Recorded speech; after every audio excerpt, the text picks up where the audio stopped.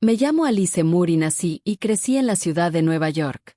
Crecí en una casa alta y angosta de ladrillo café en la calle Willow, escondida entre dos arces que se volvían dorados cada otoño.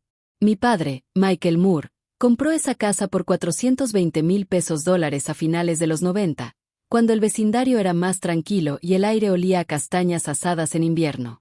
No era una mansión, solo 3 pisos con pisos que crujían, luz cálida y un encanto antiguo. Pero para mí, era todo. Cada pared tenía una historia, las marcas de lápiz de mi estatura, los anillos de café en la mesa del comedor, la muesca donde mi padre intentó arreglar un estante y dejó la marca del martillo. Después de su muerte, esas marcas se sentían como susurros, como si me dijera que aún estaba ahí. Durante meses después del funeral, me quedé en esa casa, limpiando habitaciones que no usaba y regando plantas que apenas sobrevivían al frío. Mi madrastra, Vanessa, decía que necesitaba espacio para llorar. Solo llevaba unos años en mi vida, pero se movía por la casa como si siempre le hubiera pertenecido. Compró cortinas nuevas, reacomodó los libros de mi padre e incluso reemplazó las fotos familiares del pasillo. Intenté ignorarlo. Pensé que el dolor hacía que la gente actuara raro. En ese entonces trabajaba en una editorial, y solía viajar poco por ferias de libros y conferencias, así que no siempre estaba en casa para ver hasta dónde llegaban sus planes. Cuando llegó la primavera, acepté hacer un viaje corto a Chicago con mi amiga de la universidad, Clare Miller. Se suponía que sería un descanso, 3 días para despejar mi mente, comer pizza estilo Deep Dish y dejar de ver fantasmas en cada rincón de la sala. La segunda noche, mientras estábamos en un pequeño café cerca del río, mi celular vibró con un mensaje de Vanessa. Las palabras eran cortas, crueles e inolvidables. Este es nuestro último mensaje. Después de esto, nunca nos volverás a encontrar, pequeña bruja vieja. Lo leí 2 veces antes de entender que era real. El estómago se me cayó. Intenté llamarla, pero el número iba directo al buzón de voz. Clare se inclinó sobre la mesa, preguntando qué pasaba, pero no pude hablar. Algo dentro de mí ya sabía que ese mensaje no era solo emocional. Era definitivo. Sentí que el suelo se inclinaba, como si la ciudad entera se hubiera movido bajo mi silla. De vuelta en el hotel, llamé al abogado de mi padre, el señor Harris, un hombre tranquilo, de cabello plateado y con la paciencia de alguien que ha visto todo tipo de desastres humanos. Le expliqué el mensaje, con la voz temblando. Me prometió revisar los registros de propiedad de inmediato. 15 minutos después, me llamó de nuevo. Su tono era cuidadoso y bajo. Alice, dijo, se registró una venta ayer. Tu casa y el lote contiguo fueron transferidos. No lo entendí al principio. ¿Transferidos a quién? Eso no puede ser. Los papeles del fideicomiso de mi padre. Él suspiró. Lo sé, pero el registro muestra una venta. Aparece la firma de tu madrastra como propietaria. Recuerdo que me quedé mirando por la ventana hacia el río oscuro, con las luces de la ciudad parpadeando como señales que no podía descifrar. Las palabras "la firma de tu madrastra" resonaban en mi cabeza como una campana. Vanessa no tenía ningún derecho legal para vender la propiedad. El testamento de mi padre había puesto todo, la casa, los ahorros y las acciones, en un fideicomiso familiar con yo como única beneficiaria. Vanessa solo debía recibir una pensión anual, nada más. Y aún así, de alguna manera, había hecho que pareciera que todo le pertenecía. Colgué y me quedé mirando mi reflejo en el vidrio. Mis manos temblaban, y sentí una calma extraña, la que llega justo antes de que estalle una tormenta. Llamé a la policía en Nueva York, pero me dijeron que las disputas de propiedad eran asuntos civiles, a menos que se probara fraude. Fraude. La palabra sonaba pesada, técnica, distante. Pero sabía que eso era exactamente lo que había pasado. Esa noche no pude dormir. Pensaba en la mesa de la cocina donde mi padre y yo desayunábamos los domingos, en su taza astillada que aún estaba junto al fregadero, en el viejo piano contra la pared que no se afinaba desde hacía años. Cada rincón de esa casa era un recuerdo, y ahora todo estaba perdido, al menos en el papel. Por la mañana, tomé una decisión. Volvería a Nueva York de inmediato.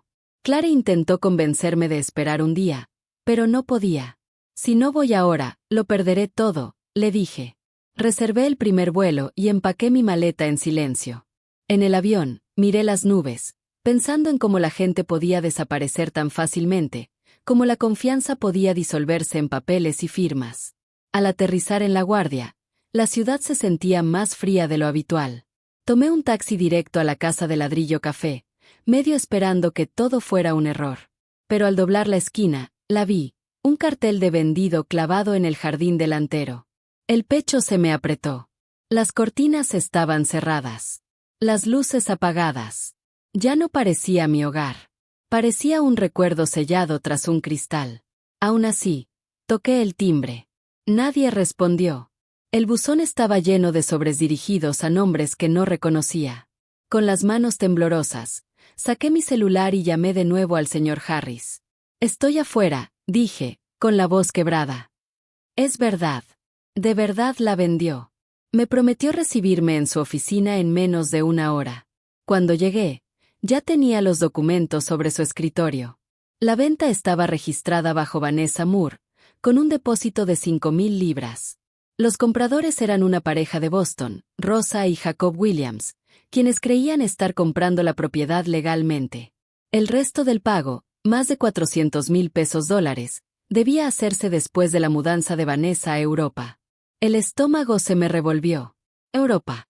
Ese debía haber sido su plan desde el principio, dejar América con un depósito, huir a otro país y desaparecer antes de que saliera la verdad. El señor Harris explicó que los compradores ya habían transferido el depósito a una cuenta privada. «Falsificó la firma de tu padre», dijo suavemente, deslizando los papeles hacia mí. La letra era parecida, pero yo podía ver la diferencia. Las letras de mi padre siempre se inclinaban ligeramente hacia la derecha. Estas estaban rígidas, artificiales. Sentí un calor subir por el pecho. No era solo traición. Era el robo de todo lo que me unía a él. Salí de la oficina y me senté en una banca cerca de Madison Square Park. La gente pasaba hablando, riendo, sosteniendo tazas de café, sin saber que mi mundo entero había sido robado en una sola noche. Pensé en volver a llamar a Vanessa, pero ¿qué podría decirle? Ella ya había decidido que yo no significaba nada para ella, solo un obstáculo para su dinero. Ese mensaje, pequeña bruja vieja, ardía en mi mente. Era odio disfrazado de despedida. Esa noche fui a quedarme con Bobby, un viejo amigo de la universidad que vivía en un pequeño departamento en Brooklyn Heights. Cuando abrió la puerta, no pude decir una palabra. Él simplemente puso su brazo sobre mi hombro y dijo: «Estás en casa, por ahora». Lloré por primera vez desde el funeral de mi padre. No fue un llanto fuerte ni dramático, solo lágrimas silenciosas que se sentían como una confesión. Pensé en volver a llamar a Vanessa, pero ¿qué podría decirle? Ella ya había decidido que yo no significaba nada para ella, solo un obstáculo para su dinero. Ese mensaje, pequeña bruja vieja, ardía en mi mente. Era odio disfrazado de despedida. Esa noche fui a quedarme con Bobby, un viejo amigo de la universidad que vivía en un pequeño departamento en Brooklyn Heights. Cuando abrió la puerta, no pude decir una palabra. Él simplemente puso su brazo sobre mi hombro y dijo: «Estás en casa, por ahora». Lloré por primera vez desde el funeral de mi padre. No fue un llanto fuerte ni dramático, solo lágrimas silenciosas que se sentían como una confesión. Más tarde, acostada en su sofá, mirando el techo, hice una promesa. A mí misma, y a la memoria de mi padre, no dejaría que se saliera con la suya. Lucharía no solo por la casa, sino por la verdad. Pensaba que podía desaparecer en otro país, en otra vida. Pero me había subestimado. No sabía que la casa que vendió no era solo una propiedad. Era mi historia, mi sangre, el último eco del amor de mi padre. Y la recuperaría, ladrillo por ladrillo, dólar por dólar, sin importar cuánto tiempo tomara. Esa fue la noche en que dejé de tener miedo y empecé a pelear por todo lo que había perdido. A la mañana siguiente, la ciudad se sentía como si contuviera la respiración. No había dormido más de una hora, pero lo primero que hice fue llamar a Bobby. Ya estaba despierto, su voz ronca pero firme. «Te veo en el aeropuerto», dijo. «No pases por esto sola». Y cumplió su palabra. Me esperó en la puerta de llegadas con una taza de café y una sonrisa tranquila. Metió $20 en mi mano. «Siempre olvidas comer cuando estás enojada», dijo. Esa simple muestra de bondad me hizo querer llorar otra vez. No fuimos a casa. En cambio, fuimos directo a la oficina del señor Harris, en Midtown. Su secretaria nos dejó pasar sin decir una palabra. Seguramente ya había visto suficiente tragedia en su vida para saber que no era momento de charlas. El señor Harris estaba de pie detrás de su escritorio, con los papeles esparcidos como mapas de batalla. Alice, dijo, hemos confirmado más detalles sobre la venta. Los compradores eran una pareja joven, Rosa y Jacob Williams, recién casados de Boston que acababan de mudarse a Nueva York. Encontraron la casa en una plataforma privada en línea. El precio que Vanessa ofreció era sospechosamente bajo, $138,000. Les dijo que necesitaba una venta rápida y discreta antes de salir del país. Incluso les mostró fotos del interior de la casa de mi padre, lo que me revolvió el estómago. Pagaron un depósito de 5,000 libras, no dólares, porque Vanessa les dijo que tenía cuentas extranjeras. Les explicó que volaría a Londres para recibir el resto del pago allá, y que después les enviaría las llaves y los documentos finales. Rosa y Jacob le creyeron. ¿Por qué no habrían de hacerlo? Ella lucía elegante, hablaba con calma, convincente en su aparente dolor. Incluso usó el reloj de oro de mi padre durante la reunión. Cuando Rosa y Jacob llegaron a la oficina esa mañana, se veían agotados. Las manos de Rosa temblaban cuando sacó el contrato de venta de su bolso. No sabíamos, repetía una y otra vez. Pensamos que era real. Su esposo me miraba de reojo, como si no pudiera creer que yo era la misma persona que habían visto en las fotos enmarcadas de las paredes del anuncio. Respiré profundo y les dije, ustedes no hicieron nada malo. Fueron engañados. No fue su culpa. También fueron víctimas. Aún así, escuchar los detalles dolía como vidrio bajo la piel. Cada página que entregaban era otro recordatorio de que Vanessa me había borrado de mi propia vida y había convertido mi hogar en su fondo personal de escape. El señor Harris empezó a hacer llamadas de inmediato, al registro de la ciudad, a la oficina de escrituras del condado, y finalmente a la unidad de investigación de fraudes. En menos de una hora llegó un oficial llamado Mark Miller. Era alto, de rostro cansado, con la placa prendida cuidadosamente al abrigo. Su tono era tranquilo pero firme. Hemos estado siguiendo este nombre, dijo, hojeando una libreta pequeña.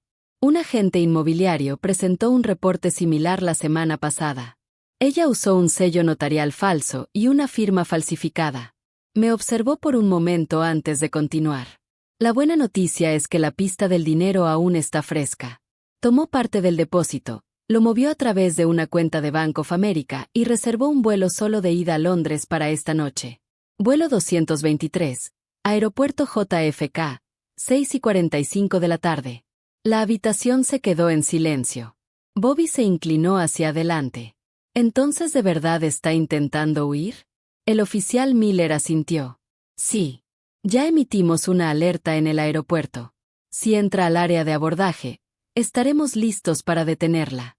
Quise sentir alivio, pero solo podía pensar en hasta dónde había llegado, en lo deliberadas que habían sido todas sus mentiras. Miré los documentos falsos sobre el escritorio. El nombre de mi padre, su firma con trazos largos, estaban ahí en tinta negra. Solo que no era suya. Era de ella. La había practicado lo suficiente como para casi engañar a un abogado. Mis manos se cerraron en puños. Rosa susurró. Testificaremos si es necesario. Su voz se quebró a la mitad. Asentí, agradecida, pero todavía temblando. Esos desconocidos habían perdido sus ahorros, y aún así querían ayudarme a buscar justicia. Me recordó que no todo el mundo es cruel o codicioso. Aún existen personas honestas, que creen en lo correcto y lo incorrecto, incluso cuando les cuesta. Después de la reunión, Bobby y yo bajamos al café de al lado.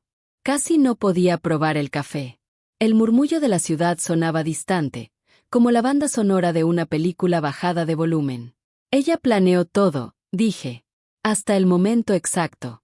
Esperó a que yo saliera del estado. Bobby asintió. Pero te subestimó. A ti y a la ley. Llamé al viejo contador de mi padre, el señor Langford, para revisar si había fondos faltantes. Confirmó que 2 cuentas pequeñas, juntas con unos $50,000, habían sido vaciadas en la última semana. Vanessa claramente lo había preparado todo. Cada detalle que dejó atrás apuntaba a un solo destino: la huida.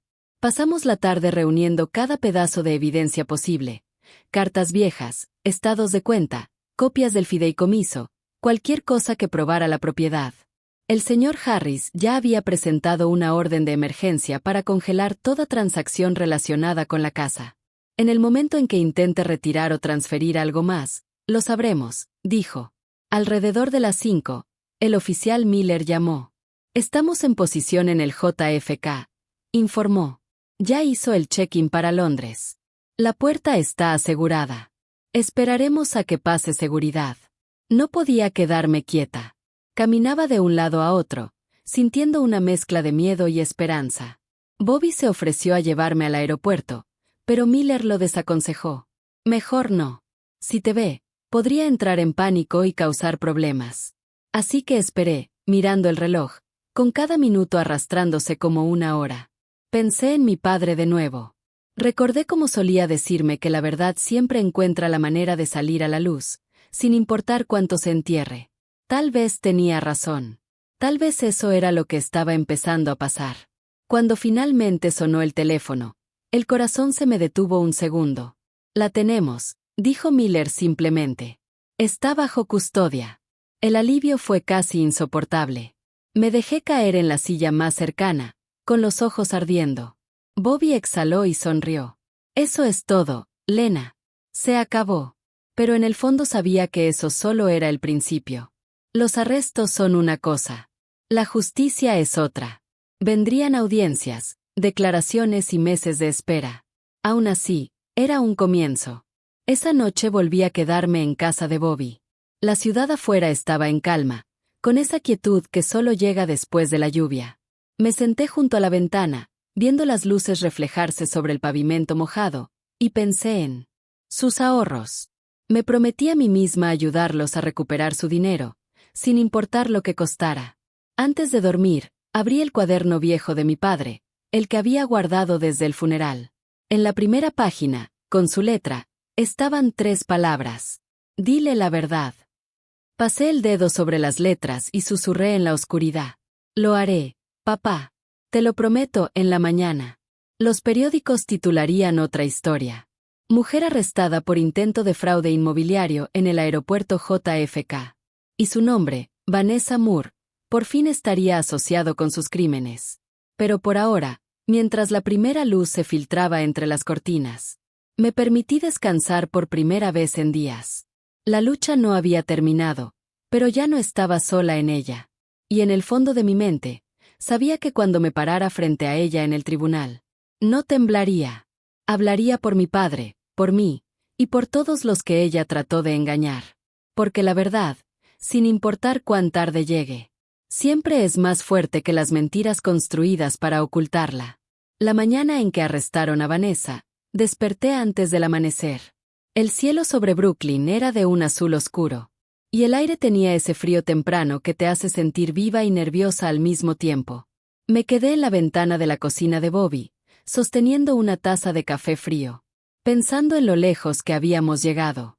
La casa de mi padre, mi hogar, mi vida, todo dependía de ese día. Bobby entró en silencio, frotándose los ojos. ¿Segura que quieres ir?, preguntó. La policía ya se encarga de todo. Asentí. Necesito ver su cara cuando todo termine. A las 7 ya estábamos en el aeropuerto JFK, cerca de las salidas internacionales. El terminal zumbaba con su ruido habitual. Maletas rodando, anuncios de abordaje, niños riendo. Llevaba el abrigo viejo de mi padre. Se sentía pesado, como un recordatorio de que no luchaba solo por mí, sino también por él. El oficial Mark Miller nos encontró cerca de seguridad. Está aquí, dijo. Registró su vuelo a Londres. Solo mantente fuera de vista. Nosotros nos encargaremos. A lo lejos, la vi. Vanessa, jalando una maleta plateada. Su cabello rubio recogido con cuidado. Su abrigo beige impecable. Se veía tranquila, casi orgullosa, como si estuviera a punto de comenzar una nueva vida. Entonces la voz de Miller atravesó la multitud. Vanessa Moore. Ella se congeló. La vi girar, y la confusión se convirtió en miedo. Nuestros ojos se encontraron. Y por un segundo pareció que había visto un fantasma. Luego su rostro cambió. La ira brilló en su mirada. Tú, escupió, con palabras tan filosas como un cuchillo. El oficial Miller dio un paso al frente. Está arrestada por fraude de propiedad, falsificación y robo por engaño. El sonido de las esposas cerrándose en sus muñecas resonó en el aire. Los viajeros bajaron el paso para mirar. Los murmullos siguieron mientras los oficiales la guiaban hacia la salida. Vanessa levantó el mentón, tratando de conservar algo de dignidad. Pero ya la había perdido. La máscara que había llevado por años, elegante, intocable, perfecta, se había roto por completo. Cuando pasó junto a mí, intentó hablar. Esto no ha terminado, Alice, susurró, pero su voz temblaba. Los oficiales la condujeron por las puertas automáticas, hasta un coche patrulla que la esperaba afuera. Yo me quedé quieta, mirando el reflejo de las luces rojas y azules parpadear en los cristales del aeropuerto. Por primera vez en meses, no me sentí impotente. Ya no era la mujer callada abandonada en una casa vendida. Era la mujer que la había detenido. Bobby se acercó, su mano cálida sobre mi hombro. Ya está hecho, dijo suavemente. Pero no se sentía terminado. Aún no, respondí. La justicia no llega con un arresto. Llega con la verdad. De regreso en su departamento, el teléfono no dejaba de sonar. El señor Harris confirmó que las cuentas bancarias de Vanessa habían sido congeladas. La transferencia falsa de 5,000 libras había sido rastreada. Y los 12,000 pesos restantes seguían en Estados Unidos. Las pruebas son abrumadoras, me dijo. No saldrá libre de esto. Más tarde, Rosa y Jacob llamaron. Vimos las noticias, dijo Rosa, con la voz temblorosa. Nos devolvieron el depósito. Gracias por ayudarnos. No tienen que agradecerme, respondí en voz baja. Ustedes también me ayudaron a mí. Esa noche volví a Willow Street. El letrero de vendido aún estaba en el jardín. Pero la casa permanecía en silencio, sin luces, con las ventanas oscuras. Subí al porche y apoyé la mano en el marco de la puerta. La madera se sentía fría bajo mis dedos. Susurré, ya está regresando a casa, papá. Una patrulla pasó despacio, sus faros iluminando los escalones. La vi doblar la esquina antes de alejarme, con el eco de mis pasos mezclándose con el murmullo de la ciudad. A la mañana siguiente, el oficial Miller llamó. Su voz era serena. Confesó una parte, me dijo. Asegura que merecía una compensación. Pero los documentos dicen otra cosa. Pronto iremos a juicio. Le agradecí. Colgué y me quedé mirando por la ventana. Por primera vez, el horizonte ya no parecía lejano. Parecía mío otra vez. Me giré hacia Bobby y dije. Trató de robarlo todo, pero olvidó una cosa. Él arqueó una ceja. ¿Cuál? Mi voluntad de pelear. La casa volvería a mí. Las mentiras se desmoronarían en el tribunal. Y la mujer que intentó borrarme de mi propia historia. Por fin enfrentaría la verdad de la que había huido. Parecía una persona de luto, no alguien tramando algo. Luego fue mi turno. El secretario llamó mi nombre y me puse de pie. Las rodillas me temblaban, pero mi voz no. Le conté al tribunal sobre mi padre, Michael Moore, y cómo me había dejado todo en un fideicomiso. Describí la casa de ladrillo en Willow Street. El sonido de sus escaleras crujiendo. El aroma a cedro que aún vivía en sus paredes. No era solo una propiedad, dije. Era mi hogar. El corazón de mi padre todavía vive ahí. Cuando la fiscal me preguntó sobre el mensaje de Vanessa, saqué mi teléfono, donde aún lo tenía guardado. Lo leí en voz alta. Este es nuestro último mensaje. Después de esto, nunca nos volverás a encontrar, vieja bruja. La sala quedó en silencio. Hasta el abogado defensor se veía incómodo. Luego habló el oficial Miller, detallando la línea de tiempo del plan de Vanessa. Las firmas falsificadas. Las cuentas empresariales falsas. El intento de huir del país. Su tono calmo y preciso hacía imposible negar la verdad. Después fue el turno del señor Harris, quien mostró los documentos originales del fideicomiso. señalando el sello notariado y la firma auténtica de mi padre. Es inconfundible, dijo. Ella falsificó todo lo demás, pero no pudo falsificar la legitimidad. Cuando por fin le tocó hablar a Vanessa, se levantó despacio. Su voz era apenas una sombra de lo que alguna vez fue. No quise hacer daño, dijo, mirando al suelo. Solo pensé que, después de todo lo que hice por él, por la familia, merecía algo. Su abogado intentó argumentar que el dolor y la tristeza habían nublado su juicio, que actuó por desesperación. Pero mientras hablaba, vi el rostro de la jueza endurecerse.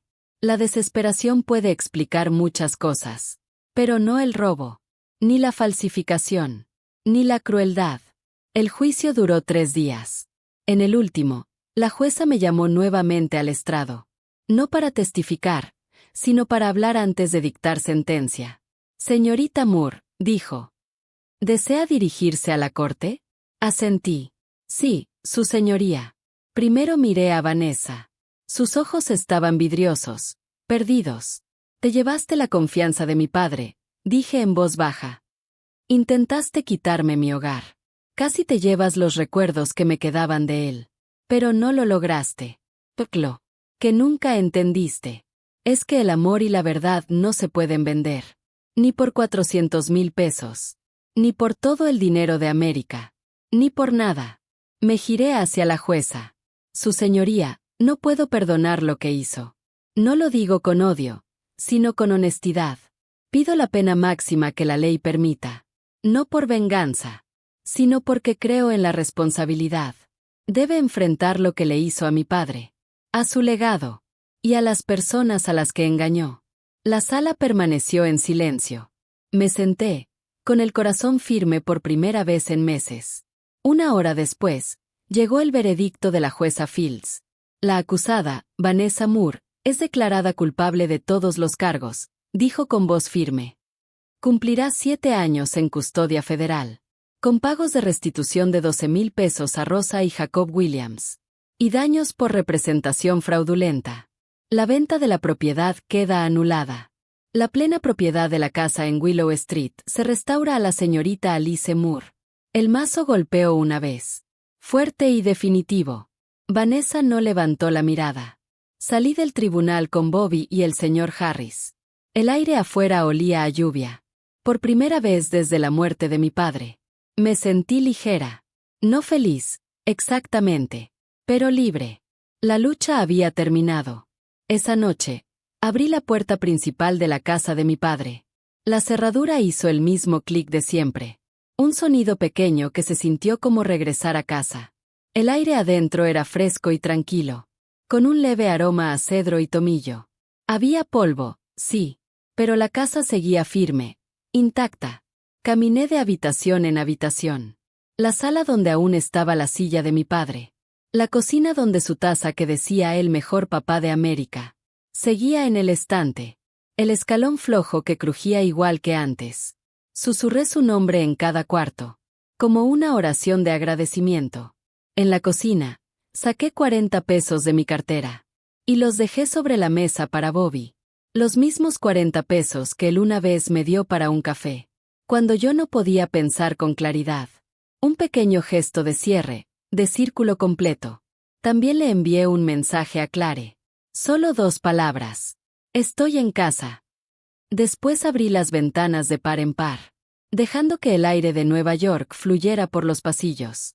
Las luces de la ciudad se derramaban suavemente sobre las teclas del piano y las fotos familiares. No era perfecto, pero era real. Sé que la sanación no llega con los veredictos, ni con los titulares. Llega en momentos, en las mañanas silenciosas, en las lágrimas sinceras, en el valor de empezar de nuevo. Pero esa noche, acostada en mi propia cama, bajo mi propio techo, finalmente sentí paz. Esta historia comenzó con una pérdida, pero termina con la verdad, y con una puerta que se cierra con seguridad, en una casa que, una vez más, es verdaderamente mía.